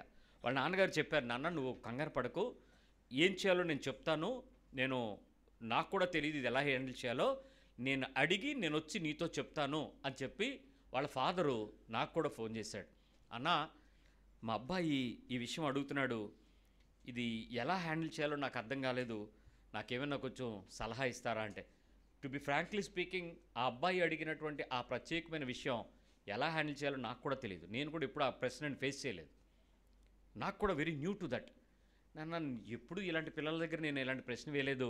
కానీ ఒక్క విషయం నేను మెచ్చుకుంటాను, నేను ఏంటో తెలుసా, ఇంత ఓపెన్గా నీ కొడుకు నీ దగ్గరకు వచ్చి ఈ పని ఎలా చేయాలనిపిస్తుంది, ఎందుకు, దీన్ని ఎలా దాటాలి అని అడిగాడే, అంత రిలేషన్షిప్ నీకు మీ కొడుక్కి ఉన్నందుకు హ్యాట్స్ ఆఫ్, నువ్వు ధన్యుడు అన్న. అంటే ఆయన అన్నాడు, నేను ఓపెన్గా ఉంటాను మా పిల్లోడితో, మా పిల్లోడు నాతో ఓపెన్గా ఉంటాడు, అలాగని ఎప్పుడు ఏమీ దాచుకోలేదు మేమిద్దరం, నేను ఇలా అనుకుంటున్నాను చెప్తాను, నా కొడుకు కూడా నాతో ఇలా ఉంటాయి. ఇంటర్మీడియట్ చదువుతున్న పిల్లాడు, వాడు ఆ ప్రశ్న వేసి ఆ విషయం అడిగినప్పుడు ఫాదర్ వచ్చి దేవుని సన్నిధిలో కూర్చున్నాడు. నేను కూడా చెప్పాను, I don't have the real answer, నాకు కూడా తెలియదు, నేను కూడా అడుగుతా దేవుణ్ణి, నేను కూడా తెలుసుకోవాలి దేవుని దగ్గర. ఈ విషయం నాకు కూడా తెలియదు, నేను కౌన్సిల్ చేయడం నాకు రాదు. కానీ ఒక పేరెంట్గా నీ పెయిన్కి తగ్గట్టుగా నేను దేవుణ్ణి అడగలేను. ఒకవేళ దేవుడు నాకు చెప్పినా నిన్ను ఎక్స్ప్లెయిన్ చేయగలుగుతాను, కానీ నీ కొడుకు ఎక్స్ప్లెయిన్ చేయగలిగే స్టామినా నాకు రాదు. కానీ పేరెంట్గా నీకు వచ్చినంత నాకు రాదు, కాబట్టి నువ్వే దేవుని దగ్గరికి వెళ్ళాలి. ఆ తండ్రి దేవుని దగ్గరికి వెళ్ళి ఆ పిల్లవాడి దుఃఖాన్నంతా దేవుని దగ్గర పెట్టాడంట. డాడీ, నా కొడుక్కి నేను ఇది ఎలా హ్యాండిల్ చేయాలో నాకు తెలియట్లేదు డాడీ. నా కొడుకు నన్ను అడుగుతున్నాడు ఈ విషయం, నాకు సహాయం చేయండి. నేను చర్చ్లో ఓల్డ్ టెస్ట్మెంట్లో ఎక్కడ వినలేదు, న్యూ టెస్ట్మెంట్లో ఎక్కడ ఎవరు చెప్పినట్టు వినలేదు. పిల్లలు హైబ్రిడ్గా పెరుగుతున్నారు, ఈ లోకల్ టెక్నాలజీతో ఉన్నారు. ఈ విషయంలో నా కొడుకు పాపం నుంచి బయటకు తీసుకురావడానికి హెల్ప్ చేయండి డాడీ అని దేవుని సన్నిధిలో మొక్కరించి ఫాదర్ ఏడుస్తున్నాడట. 2 రోజులు దేవుని సన్నిధిలో కూర్చున్నాడు. ఆ తండ్రి బయటికి రాలా. ఎప్పుడూ అతనికి 1 గంట కంటే ఎక్కువ ప్రార్థన చేసే అనుభవం లేదట. 2 days ఈ లిటరలీ ఈ స్టేడ్ విత్ గాడ్. తలుపు వేసుకున్నాడు, లోపలే ప్రార్థన చేస్తున్నాడు. ప్రతి 2 గంటలకు ఒకసారి వాళ్ళ ఆవిడ తలుపు తీస్తుందట. డాడీ ప్రార్థనలో ఉన్నాడు అనుకుంటున్నారు, వెళ్ళిపోతున్నారు. 2 రోజులు అయ్యింది. 48 hours తర్వాత ఆ ఫాదరు డేట్ టు టైం చూసుకుంటే సేమ్ డేటు సేమ్ టైం అన్నట్టే కనపడుతుంది ఆ వాచి. చూసుకుని బయటకు వచ్చాడు. వాళ్ళ ఆవిడ అడిగింది, ఏమండి 2 రోజుల నుంచి దేవుని సన్నిధిలో కూర్చున్నారు, ఈ అనుభవం మీకు ఎలా కలిగింది అని అంటే, నా కొడుకు యొక్క అవసరత నా దేవుని సమీపించడానికి నాకు బలంగా మారింది. కాబట్టి నేను దేవుని సన్నిధిలో 2 రోజుల నుంచి నేను మాట్లాడుతున్న అనుభవానికి గాడ్ ఎక్స్ప్లెయిన్ చేశారు, నాకు ఇలా హ్యాండిల్ చేయాలి అని నాకు సమాధానం దొరికింది. ఈరోజు పద నాకు కొంచెం కాఫీ ఇవ్వన్నాడంట.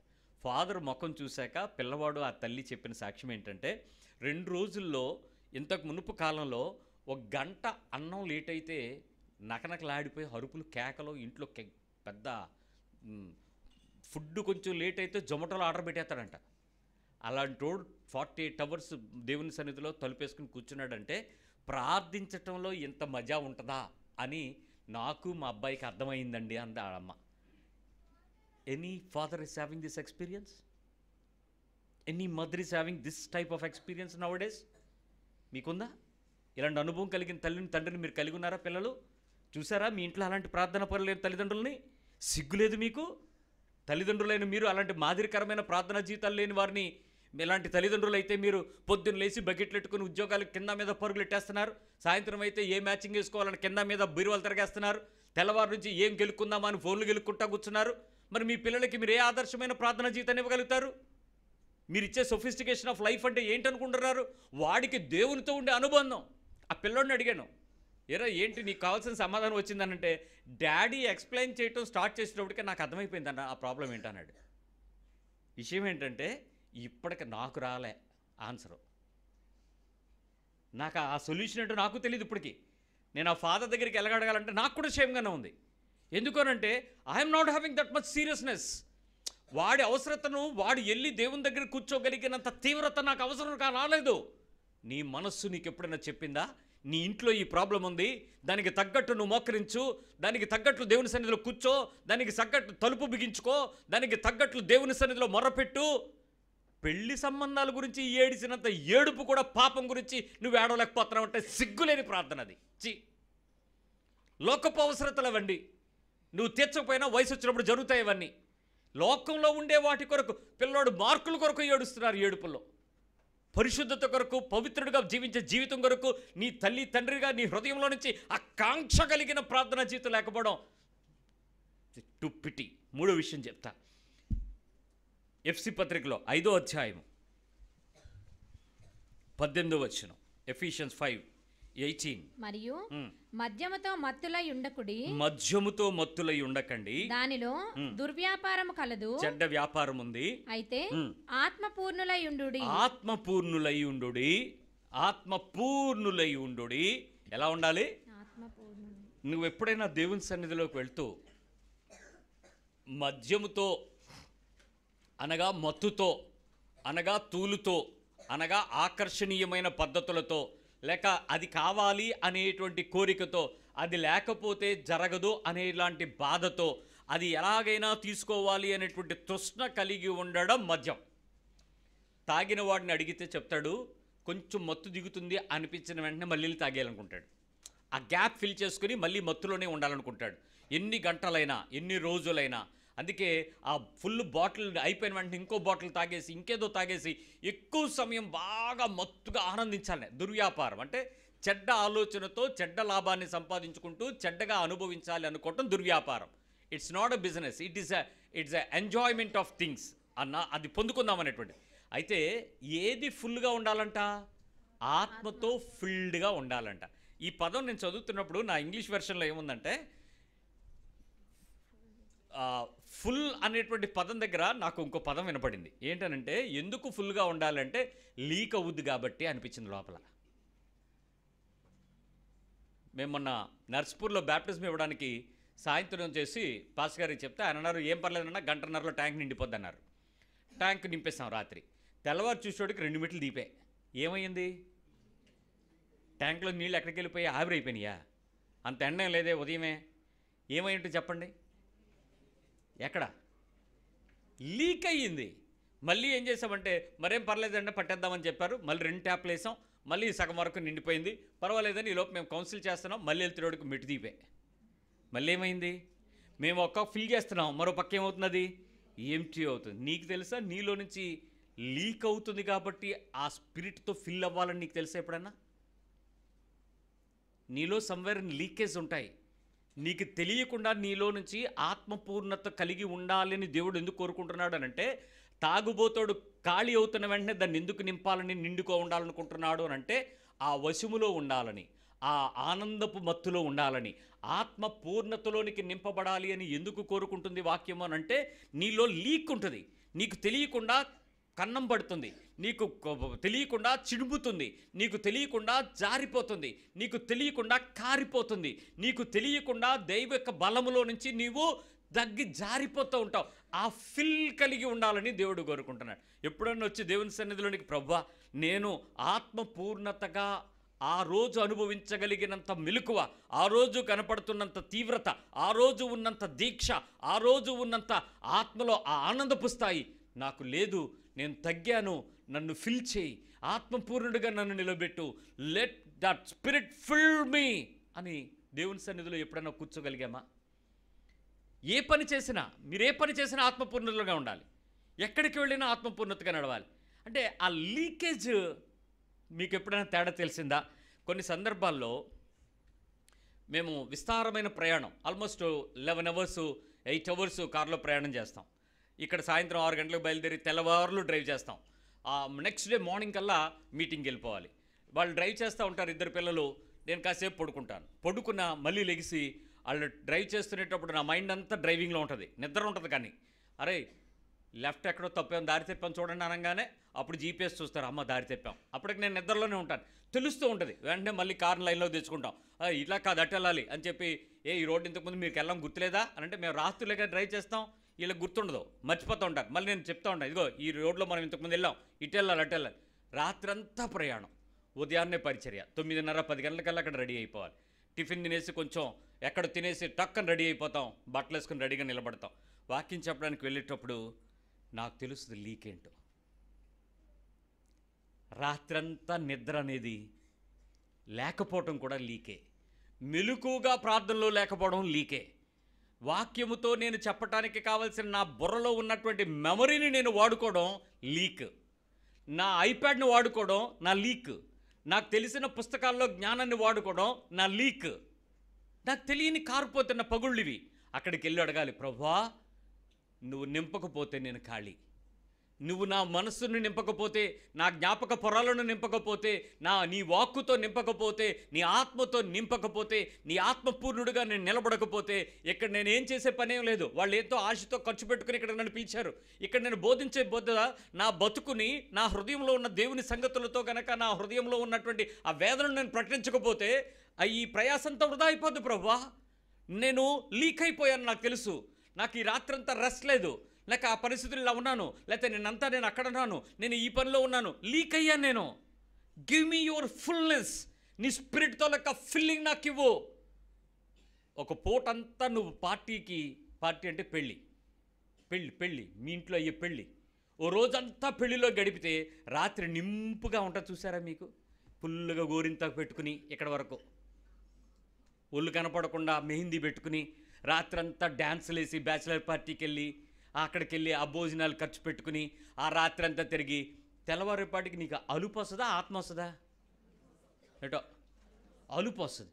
ఆత్మతో నింపమన్నప్పుడు అడగాలి కదా, ప్రభువా నేను ఆనందించాను, నా బిడ్డ పెళ్ళి, నా చుట్టాల పెళ్ళి, నా బంధువుల ఫంక్షను, ఆ కార్యక్రమము, నేను లీక్ అయ్యాను, లోకంలోకి వెళ్ళి నా బట్టలతో సంతోషించాను, నా మేకప్లతో ఆనందించాను, ఆ ప్రదేశంలో మనుషుల ఫ్రెండ్స్తో సంతోషించి సుఖపడ్డాను, వాళ్ళందరితో నేను లోకంలోకి వెళ్ళి జారాను, నేను దిగజారాను, నేను ఆత్మలో తీవ్రతతో నీతో ఉండవలసిన స్థితికి నేను నింపుదల లేను, నాకున్నటువంటి ఆనందానికి సంతోషాలకి లీక్ అయ్యానయ్యా, నువ్వు నన్ను ఆత్మపూర్ణులుగా చేయి ప్రభువా అని ఏడ్చిన ఏడుపు ఎప్పుడొచ్చింది నీకు? ఇక్కడ మన ప్రార్థనలన్నీ ఏంటి చెప్పండి. ఇప్పుడు పెళ్ళి బాగా చెయ్యాలండి పాస్టర్ గారు, ఈ 1000 తీసుకుని గట్టిగా ప్రార్థన చేసుకో అన్నాడు ఒకడు. నేను నీ పెళ్లి కోసం నీ 1000 నేను లంచం తీసుకుని రాత్రంతా ప్రార్థనలు కనిపెట్టాలా, నువ్వు వెళ్ళి అది అన్ని ఏర్పాట్లు చేసుకో. మేము చెప్పేది కూడా అలాగే ఏడుతుంది. మీరు ఇచ్చి శోధించండి అంట. నువ్వు ఇచ్చేస్తే నువ్వు ఇంక శోధించేదండి, మేము శోధించాం. మీరు ప్రశాంతంగా రెస్ట్ తీసుకోండి. నింపబడాలి. దేవునిలో నింపబడిన ఆత్మీయ జీవితంలో నేను ఈ తప్పు చేయడానికి కారణమయ్యింది. అయ్యా నేను ఆదివారం వాక్యం విన్నాను, 6వ రోజు సోమవారం నుంచి శనివారం వరకు లోకంలోకి వెళ్తున్నాను, లోక మర్యాదను వెంబడించబోతానేమో, లోకంలో ఉన్న మాలిన్యాన్ని పట్టుకోబోతానేమో, లోకంలో ఉన్న ఆసక్తుల వైపు నేను జారిపోతానేమో, లోకంలో ఉండే దానిని నా కన్నులతో లీక్ అయిపోతుందేమో, నా మెదడులో నుంచి లీక్ అవుతుందేమో, నా చెవుల్లోకి లీక్ అవుతుందేమో, నా కాళ్ళు లీక్ అవుతాయేమో, నా చేతులతో లీక్ అవుతుందేమో, నా మాటలతో ఎక్కడైనా లీక్ అయిపోతానేమో ఆత్మపూర్ణతలో లేకుండా. లార్డ్ ఫిల్ మీ, నన్ను నింపు ఆత్మపూర్ణులుగా, నేను దానిలో ఖాళీ అవ్వకుండా నిత్యము నీతో నడవడానికి నాకు కృప ప్రభువా. Did you ever had such prayers? ప్రార్థనలు విన్నారా? చాలా ప్రార్థనలు చేస్తాం మనం. మన ప్రార్థనలన్నీ వాక్యంలో ఉన్నవి కావు. మీ కోరికలే, మీ లిస్టులే, మీ అవసరతలే, మీ డిమాండ్లే, మీ కమాండ్లే. ఇవ్వకపోతే దేవుణ్ణి సైతం ఒక్కొక్కసారి మీరు కొట్టేస్తారేమో అనిపిస్తుంది నాకు. ఎలా అడుగుతారు రైట్ నౌ, ఇప్పుడే. ఇవ్వకపోతే ఆ పాస్ట్ బీపీ వచ్చి నరాలు తీసి చచ్చిపోతాడేమో. ఇచ్చి తీరాలి ప్రభు. ఏంటి డిమాండ్ ఏంట్రా బాబు, నువ్వు ఎవరితో మాట్లాడుతున్నావు నువ్వు? దానికి తోడు వెనకాతలు అందరూ ఆమేన్ అరుపు, జడిచిపోతారు అక్కడ. ఆమేన్ అంటుంటే ఏదో దిగిపోద్దేమో, ఆ పైనుంచి అద్భుతమైన ఎలీషా ప్రేయర్ శక్తి దిగిపోయి అగ్ని బద్దలైపోద్దేమో ఆ కంతకం అంతా. ఆ అగ్ని ఎప్పుడైతే పడిపోయి ఆ పాస్టలు తగలెట్టేద్దు ఒకరోజు, ఈ పాపులందరూ మాడిపోతారు ఒకరోజు. చూడు, వాక్యం చెప్తున్న దానికి వ్యతిరేకంగా ఎందుకండి మన్ని? నువ్వు నీ కొడుకుగా తండ్రి దగ్గరికి వస్తే తండ్రి నిన్ను చూడంగానే చెప్తాడు నీ ప్రాబ్లం ఏంటో. ఒక ఆడపిల్ల వచ్చి మీ అమ్మ దగ్గర నిలబడండి, కాలేజీకి వెళ్ళు, మీ ఫ్రెండ్స్ దగ్గరికి వెళ్ళు, నెక్స్ట్ వచ్చినట్టు తిరుగు, వచ్చి మీ అమ్మ దగ్గర నిలబడు. నువ్వేం చేసావు మీ అమ్మ కళ్ళు మూసుకుని చెప్పేస్తుంది మొత్తం స్టోరీ. అవునా కాదా? మీ అమ్మ కాలేజీకి వచ్చిందా? మీ అమ్మకి జీపీఎస్ ఏమైనా బిగించిందా నీకు? మరి ఎలా తెలిసిపోద్ది? అదేర్రా కొడుక్కి తల్లికి తండ్రికి ఉండేటువంటి అనుభవ సంబంధం. మీరు ఏం చేసినా దాచుకోండి, బాగా దాయండి, కొన్ని రోజులు దాయండి. కానీ ఫస్ట్ కనిపెట్టేదారు మీ నాన్న ఏమంటారు, వీడేదో తేడా చేస్తున్నాడు ఈ మధ్య, ఇంట్లో సరిగ్గా ఉండట్లేదు, నేను అడిగితే బాగోదు, అదేదో కనుక్కో అంటాడు మీ నాన్న. తెలుసా, తండ్రికి నీ గురించి తెలియంది ఏమీ ఉండదర్రా పిచ్చోళ్ళారా. మా నాన్నను మోసం చేసామని సంకలు గుద్దుకుంటున్నారు, మీరు లీక్ అవుతున్నారని ఏడుస్తున్నాడు మీ నాన్న. ఏ తండ్రికి తెలియని దాక్కోగలిగిన కొడుకు, ఏ తల్లికి తెలియని దాక్కోగలిగిన యవ్వనస్తురాలైన కుమార్తె కొద్ది రోజులే మోసం, కొద్ది రోజులే మోసం. అన్ని రోజులు నీవు కావు, కానీ ఒక రంగు బయటపడిపోయిన తర్వాత ఏడ్చేది నువ్వే, నీ తల్లి కాదు, నీ తండ్రి కాదు, నువ్వే ఏడుస్తావు. ఎందుకో తెలుసా? ఆ నమ్మక ద్రోహం చేసినందుకు జీవితకాలం శిక్షాదోషం దేవుడు నీ మీద ఇస్తాడు. No doubt. ఎవడు వితిందే ఆడే ఇంకోటి ఎవడో అనుభవించాడు. నువ్వు ఆనందించి ఈరోజు, కానీ ఆ లీక్నికి దేవుని దగ్గర నుంచి నింపుకునే ప్రార్థన లేకపోవడం అనేది దౌర్భాగ్యమైన క్రైస్తవ జీవితపు భక్తి. 5వ విషయంకి వస్తున్నాను. 4వ విషయం, కీర్తనకారుడు 51వ కీర్తన 10వ వచనంలో మాట్లాడతాడు. అతడు బలి అర్పణ కీర్తన అని చెప్తాం దీన్ని. అతడు తప్పు చేసి ఒప్పుకొని తర్వాత ఏడ్చిన ఏడుపుల నుంచి వచ్చినటువంటి హృదయ వేదన. 51వ కీర్తన 10వ వచనం నుంచి, దేవా నా యందు శుద్ధ హృదయము కలుగ చేయుము, నా అంతరంగంలో స్థిరమైన మనస్సును నూతనముగా పుట్టించుము. అంటే బహుశా మనోడికి పికిల్ హార్ట్, లోపల గాబర అయిపోతున్నాడేమో, అటు ఇటు ఇటు అటు ఎటో చేసేద్దాం అనుకుంటున్నాడేమో. అప్పుడు అడుగుతున్నాడు, అంతరంగంలో నాకు స్థిరమైన మనస్సును మరలా పుట్టించు, ఒకప్పుడు ఉన్నాను నాకు అది ఇవ్వు. నీ సన్నిధిలో నుండి నన్ను త్రోసివేయకుము. అసలు నీ సన్నిధి నుంచి నన్ను, అసలు ఈరోజు ఈ పదం ప్రార్థన చేయలేని భక్తి పరులు ఎంతమంది ఉన్నారు? దేవుని మందిరానికి ఎలాగైనా రావాలి అనే కోరికకి, ఎలాగైనా ఎగ్గొట్టాలని ఆ టైంకి వచ్చే నొప్పులకి ఏమనాలి? ఎలాగైనా ఈరోజు మానేయాలి చర్చికి, ఎలాగైనా ఏదో ఒక కమిట్మెంట్ పెట్టుకోవాలా, ఎలాగైనా మానేయాలా, ఎలాగైనా ఆగిపోవాలా. అరే ఎలాగైనా నీ సన్నిధిలో నుంచి నన్ను తోసేయొద్దు, నేను ఆగకుండా చేయి, నాకు ఆ బలం ఎలాగైనా ఇవ్వు అని ఎప్పుడైనా అడిగారా? మేము పాలిటెక్నిక్ సెకండ్ ఇయర్ చదువుతుండేటప్పుడు సింహాచలం కొండ మీదకి ట్రెక్కింగ్కి వెళ్దామని చెప్పి ఫ్రెండ్స్ అందరం కలిపి ప్లాన్ చేసుకున్నాం. ఎలా ప్లాన్ చేసామంటే, ఇంట్లో ఎవరికి తెలియకుండా కావలసిన పొట్లాలన్నీ తయారు చేసుకుని, ఇది రెగ్యులర్గా వెళ్ళే మెట్ల మార్గం కాదు, ఒక ట్రెక్కింగ్ అంటేనే థ్రిల్లింగ్ కదా. దానికోసం పాములు కొట్టడానికి కర్రలు, దానికేమో మువ్వలు, అంటే నడిచేటప్పుడు గొల్గొల్మంటే పాములు రావని, రకరకాల ప్లాన్లు మా తెలివితేటలు ఇంజనీరింగ్ టెక్నాలజీ కొన్ని తయారు చేసుకుని అడ్డదారిలో వెళ్దామని చెప్పి ప్లాన్ చేసుకున్నాం. ఆ రోజు సాయంత్రం మార్కెట్కి వెళ్ళి వస్తూ ఉంటే సరదాగా అంటే రెగ్యులర్గా బండి డ్రైవ్ చేయడం వచ్చినా కొన్నిసార్లు కొన్ని మిస్టేక్స్ జరుగుతూ ఉంటాయి. సరదాగా నుంచుని అలా మాట్లాడుతున్నాను, నా వెనకాతల నుంచి ఎవడో బండిని ఇలా పుష్ చేస్తుంటున్నాడు. ఫస్ట్ గేర్లో క్లచ్ ఇలా వదిలేసింది బజాజ్ స్కూటర్. ఇది ఎగిరి పైకి వెళ్ళి మీద పడింది, అది వెళ్ళి నా మీద పడింది, ఈ చెయ్యి ఎరిగింది. తెల్లారితే ట్రెక్కింగ్ సామాన్లన్నీ మా ఇంట్లోనే ఉన్నాయి. నాకు తెలిసిన విషయం ఏంటో తెలుసా? ఆ రోజు మళ్ళీ యేసు ప్రభుకు ప్రార్థన చేశాను. అప్పుడు మేము క్రైస్తవులం కాదు, పక్కా హిందూ. ఫస్ట్ టైం ప్రార్థన చేశాను. ఎందుకంటే నా ఫ్రెండ్ వీరభద్రరావు చెప్పాడు, రే నువ్వు రాకపోతే మొత్తం ప్రోగ్రాం ఫెయిల్ అయిపోద్ది, నువ్వు ప్రార్థన చేయరా అన్నాడు. ఏం చేయాలంటే యేసు ప్రభుని అడగరా అని. అప్పుడు ఏమడిగాను తెలుసా? నువ్వు నిజంగా దేవుడు అయితే చెయ్యి విషయం ఇంట్లో తెలియకూడదు, సామాన్లతో నేను ఇంట్లోంచి బయటకు వెళ్ళాలా, నువ్వేం చేస్తావో నాకు తెలియదు. నువ్వు దేవుడు అయితే తెల్లవారేపాటికి నేను ఇంట్లోంచి బయటకు వెళ్ళే టైంకి ఇంట్లో మనుషులు, నాన్నగారు కనపడకూడదు, అమ్మ కనపడకూడదు. నేను బయటికి వెళ్ళిన తర్వాతే ఇంటికి ల్యాండ్లైన్లో నేను ఫోన్ చేసి చెప్పాలి, ఈ చెయ్యి నొప్పి మాత్రం నాకు ఉండకూడదు, నువ్వేం చేస్తావో నాకు తెలియదు, నువ్వు దేవుడు అయితే అని. ఒక 100 సార్లు చేసి ఉంటాను తెల్లారులు. మీరు ఎప్పుడు అలా చేసి ఉండరు, నేను చేశాను ఆ రోజు. మా వీరభద్రరావు చెప్పాడు. సో చేసి బాగా ప్రార్థన చేసి తెల్లవారేపాటికి చెయ్యలా తీసుకునేవాడికి కదలట్లే చెయ్య. ఎన్నాడో లేదో తెలియదు కానీ చెయ్యి మాత్రం కదలట్లే, గూడు వరకు వాసిపోయింది, ఇరిగిందని అర్థమైపోయింది. అప్పటికే 2-3 సార్లు ఇరిగిన అనుభవం ఉంది. సో ఇది ఇరిగింది. ఇప్పుడు మరి మూటలు మూసుకెళ్ళడం ఎలాగా? అందులో మా ఇంట్లో కొన్ని దాచాను, మా ఫ్రెండ్ దగ్గర దాచాను, ఇంకొక ఇంటి దగ్గర కొన్ని పెట్టాను సామాన్లు బయటకు వెళ్ళటానికి. పొద్దున్నపాటికి అందరికీ ఎప్పుడు ఈడు వచ్చేస్తాను, నేను బయటకు వెళ్తే మొత్తం సామాన్తో ప్యాక్ వెళ్ళిపోతాం. ఎలాగైనా తెగించాలని చెప్పి ఇంక ప్రార్థన విన్నాడో లేదో నాకు అర్థం కావట్లేదు. నొప్పి వచ్చేస్తుంది. కాకపోతే లేచి చూసుకునేటోడికి ఇంట్లో ఫాదర్ లేడు, విన్నాడు. చూశాను, ఇంట్లో అమ్మ లేదు, ఈనిసాడు. ఇది మాత్రం అవ్వట్లేదు, కదలట్లేదు. ఒక టవల్ తీసుకుని దీన్ని కట్టుకోవడానికి ప్లాన్ చేసుకుని సామాన్లు నెమ్మదిగా బయటికి నప్పేసి మొత్తానికి ఇల్లు దాటిపోయాం. బస్సు ఎక్కుతానికి వెళ్ళేటప్పటికి జ్వరం వచ్చేసింది. అప్పుడు అర్థమైంది, ఇప్పుడు నేను వెళ్తే వీళ్ళందరూ నన్ను ఎత్తుకుని వెళ్ళాలి. ఇప్పుడు ఏం చేయను? ఆ రోజు నా హృదయంలో ఒక విషయం అర్థమైంది ఏంటంటే, నా జీవితంలో ఉన్న నా పట్టుదలకు, నా హృదయంలో ఉండేటువంటి ఆ బండ శరీరంతో చేసే కొన్ని బలమైన నిర్ణయాలు ఉంటాయి చూసారా, కఠినంగా చేసే పనులు ఉంటాయి చూసారా, దాన్ని దైవిక శక్తి అంటామా, ఆత్మశక్తి అంటామా, లేకపోతే ఇంకేమైనా పేరు పెడతారా మీరు? ఆత్మవిశ్వాసం అంటారు దాన్ని, సెల్ఫ్ కాన్ఫిడెన్స్ ఏమంటారు దాన్ని, స్పిరిటా సెల్ఫా? నాకు దేవుడి సంగతి అంతగా తెలియదు కాబట్టి నా కాన్ఫిడెన్స్తో నేను మా వాళ్ళందరికీ ధైర్యం చెప్పి ఎలాగైనా పర్వాలేదురా వెళ్ళిపోదాం రా అని.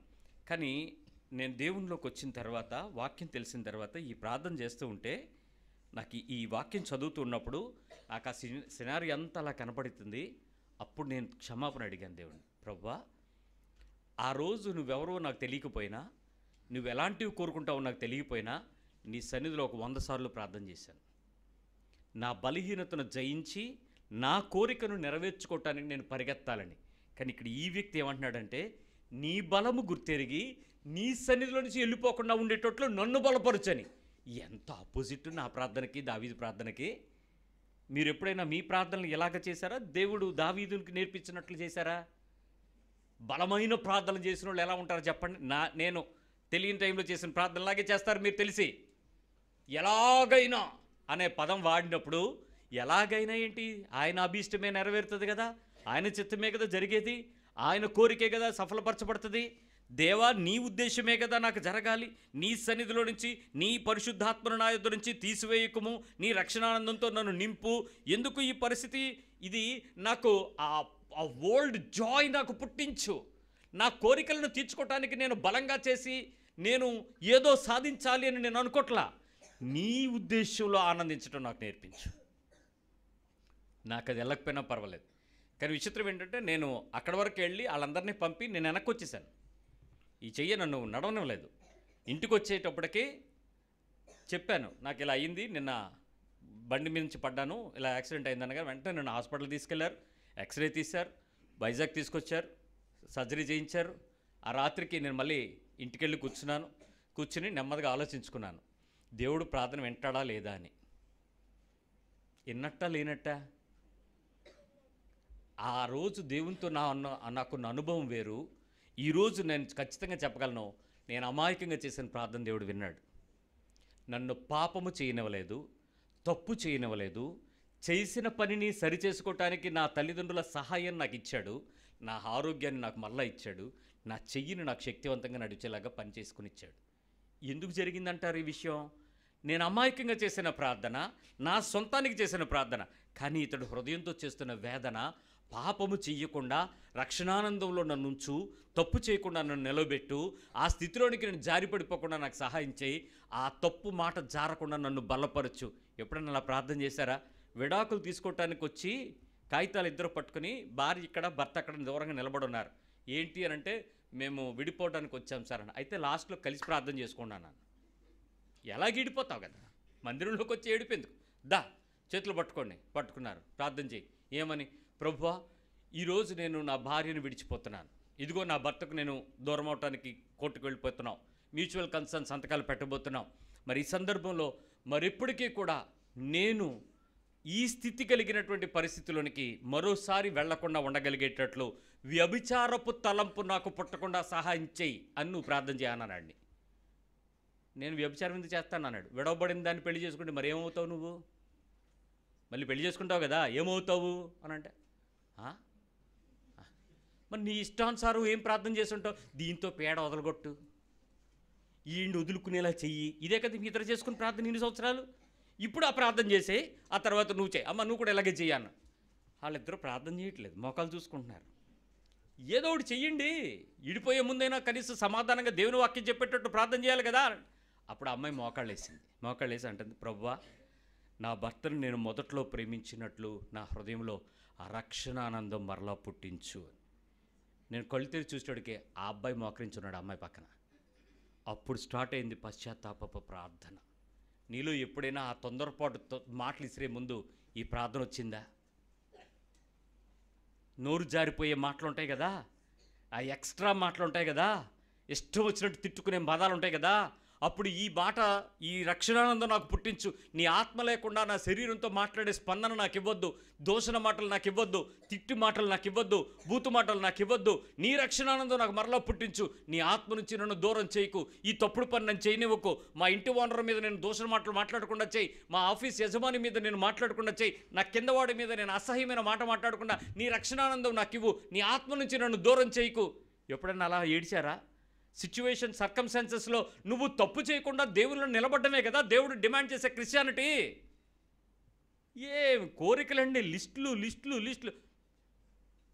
మా పాప ఎగ్జామ్కి వెళ్తుంది, ప్రార్థన చేయండి. ఏం ఎగ్జామ్ అమ్మా? నీకు పెళ్ళయి 2 సంవత్సరాలు కూడా అవ్వలేదు. ఎల్కేజీ. నీ ఎల్కేజీ కూడా ప్రార్థన రిక్వెస్ట్. అదేదో గ్రూప్స్కి వెళ్ళిపోతుంది, ఈ ఏజ్తో ఎక్స్పైర్ అయిపోద్ది, ఈ లాస్ట్ అటెంప్ట్ బాబు అన్నట్టు అడుగుతుంది. ఎల్కేజీ ప్రార్థన. ఇప్పుడు నీది అమాయకత్వమా ఆత్మ? నీ తెలివితేటలు, ఎర్రి తెలివితేటలు ఎక్కడ తీసుకెళ్తున్నాయి? రేపు నీకు కావాల్సిన విషయాలు ఏం చెప్పుద్దో తెలుసా? వాళ్ళ పిల్లకి నీకు ఫస్ట్ మార్కులు రావాలంటే బాగా ప్రార్థన చేసుకొని చెప్పుద్ది. దొంగ ప్రార్థన. బాగా ప్రార్థన చేసుకుని మార్కులు వస్తాయా? నువ్వు చెప్పు, నువ్వు చదువు, నువ్వు కష్టపడు, నీకు ఒకటి రాలేదా 10 సార్లు రాయి, 10 సార్లు నోటితో మాట్లాడు, దాని విషయం వచ్చి నాకు అప్పచెప్పు, అప్పుడు నీకు అది వస్తుంది, అప్పుడు నువ్వు జ్ఞాపకం తెచ్చుకో. ఇది ఎందుకు రాయాలో ఎలా రాయాలో నేను ఎక్స్ప్లెయిన్ చేస్తాను, దా నువ్వు వివరణాత్మకంగా విను, అప్పుడు నీకు పాఠం బాగా అర్థమవుతుంది. పాఠం చెప్పేటప్పుడు కళ్ళు తెరిచి విను, ఆ కాన్సన్ట్రేషన్తో పాఠం నీకు అర్థమవుతుంది. టెక్స్ట్ బుక్ చదువు, నీకు విషయాలు అర్థమవుతాయి. ఇంటికి వచ్చాక ప్రాక్టీస్ చేయి. ఇది చెప్పదు, బాగా ప్రార్థన చేసుకో, ఫస్ట్ మార్క్ వస్తుంది. ఎక్కడ వస్తుంది ఫస్ట్ మార్కు? ఎవ్వడికి రావు. ఇలాంటి అత్యాశ కలిగినటువంటి మనుషులు చేసేటువంటి ప్రార్థనలకు దేవుడు ఏమైనా తొందరపడిపోయి ఇచ్చేస్తాడా? అమ్మో మా పిల్ల బాగా ప్రార్థన చేస్తుంది, అమాయక ప్రార్థనని. వాక్యం చెప్తున్న దానికి తగ్గ ఆత్మీయమైన విశ్వాసంతో కూడిన హృదయంలో నుంచి వచ్చేటువంటి ఒప్పుదల కలగని ప్రార్థనలు దేవుణ్ణి సంతోషపెట్టవు, దేవునితో సంబంధాన్ని నెరవేర్చు. ఒక పిల్లవాడిగా నువ్వు నిలబడితే తండ్రి నిన్ను రీడ్ చేస్తాడయ్యా. ఒక అమాయకంగా నువ్వు నిలబడితే తల్లి నీ గురించి చెప్పేస్తుందమ్మా. నువ్వేం చేసావో, ఎందుకు చేసావో, ఎలా చేస్తున్నావో, ఎందుకు తప్పుడు నడుస్తున్నావో, ఎందుకు దాస్తున్నావో, ఎందుకు తప్పుగా దేన్నో ఎక్కడ దేన్ని ఎలా మారుచుకుంటున్నావో తెలిసిపో. దేవునికి తెలియదా నీ హృదయం? నువ్వు అడగాల్సిందేంటి? నాకేదో లోపల అనిపిస్తుంది, అది రాకుండా సాయం చేయి. ఇది తెలుసు నాకు ఇది చేయకూడదని చేస్తున్నాను, అక్కడ నాకు నీ రక్షణ ఆనందమేవు. So that I cannot commit this blunder. తప్పు చేయను, పాపం చేయను, లోకంలోకి వెళ్ళను, ఆసక్తికి వెళ్ళను, జారను.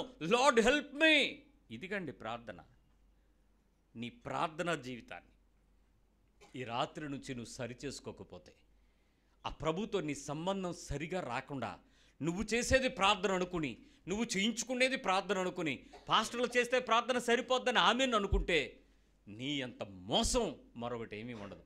ఒకవేళ అదే ఉంటే, నువ్వు గుడికెళ్ళి నిలబడితే నీకేం కావాలి అని అడిగితే పూజారి ఒక పదం వాడతాడు తెలుసా? ఇష్టకామ్యాది సిద్ధిరస్తు అంటాడంతే.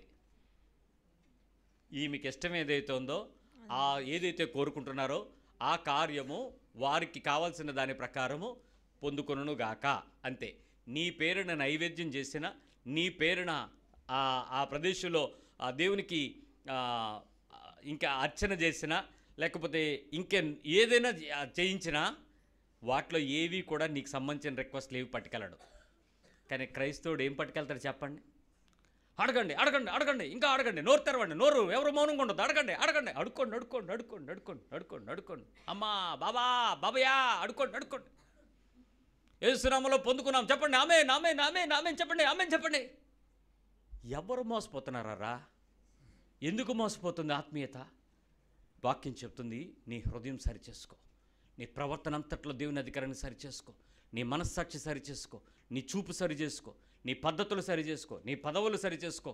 ఆయన మందిరంలోకి వస్తున్నావు, నీ హృదయం కాచుకో, ఎలా ఉంటుందో చూసుకో, దానికి తగ్గట్టుగా దేవునితో సంబంధం నెరవేర్చుకో. ఆ సంబంధం తండ్రికి బిడ్డకు ఉండే పరిపూర్ణతలోకి వచ్చేస్తే నువ్వు ఎక్కడికి వెళ్ళక్కర్లా. నువ్వు అడగక మునుపు ఆయన నీ గురించి ఉత్తరం ఇస్తాడు, సమాధానం ఇస్తాడు. తప్పక దేవుడు ఆ విషయంలో సహాయం చేస్తాడు. ఆఖరికి ఒక్క మాట చెప్తాను, ఒక్క నిమిషం మీరు గమనించండి. నిజమైన తండ్రి గురించి, తల్లి గురించి ప్రారంభంలో ప్రస్తావించారు, ఇప్పుడు మళ్ళీ చెప్తున్నాను, వినండి. Just listen carefully. నిజమైనటువంటి నీ తల్లి తండ్రి బిడ్డను తప్పిపోతుంటే చూస్తూ ఊరుకుంటారా? హృదయంతో ఏడుస్తారా లేదా? నిజమైన తల్లి తండ్రికి తెలుస్తుంది ఆ ఫీలింగ్. వాళ్ళు దుఃఖపడతారా లేదా? బాధ ఉంటుందా లేదా? అయ్యో నా బిడ్డ, అయ్యో నా కొడుకు, అయ్యో నా కోడలు, అయ్యో నా కుమార్తె, అయ్యో నా తమ్ముడు. ఆ హృదయంలో ఆ పెయిన్ వస్తుందా లేదా? వస్తుందా లేదా? యేసు నీ గురించి అలాగే దేవుని సముఖంలో హృదయపూర్వకంగా విజ్ఞాపన చేస్తూ దుఃఖపడతా ఉంటాడు. ఎందుకో తెలుసా? నా పిల్లలు కోరుకోవాల్సింది కోరుకోవట్లేదు, చెయ్యాల్సింది చేయట్లేదు, చెయ్యకూడదు చేస్తున్నారు, పైగా చెయ్యవలసిన విధానాన్ని దాటి తప్పుడు పద్ధతిలో చేస్తూ దేవునికి ఇష్టమన్నట్లు నటిస్తున్నారు. అయ్యో అని యేసు చేసే విజ్ఞాపన మనందరి విజ్ఞాపన కన్నా దాటి మనల్ని కాపాడుతుంది ఈరోజు. కాబట్టి నీ భక్తి ప్రార్థనలకే నువ్వు బతుకుతున్నావు అనుకుంటే క్షమించు, కాదది. నీ గురించి నీతివంతుల పరిశుద్ధుల ప్రార్థనలు ఉన్నాయి, యోగ్యమైన యేసుక్రీస్తు విజ్ఞాపన ఉంది, ఆత్మ నీ గురించి తెలియకుండానే చేసే విజ్ఞాపన ఉంది. వాటిని బట్టి మనం బతుకుతున్నాం.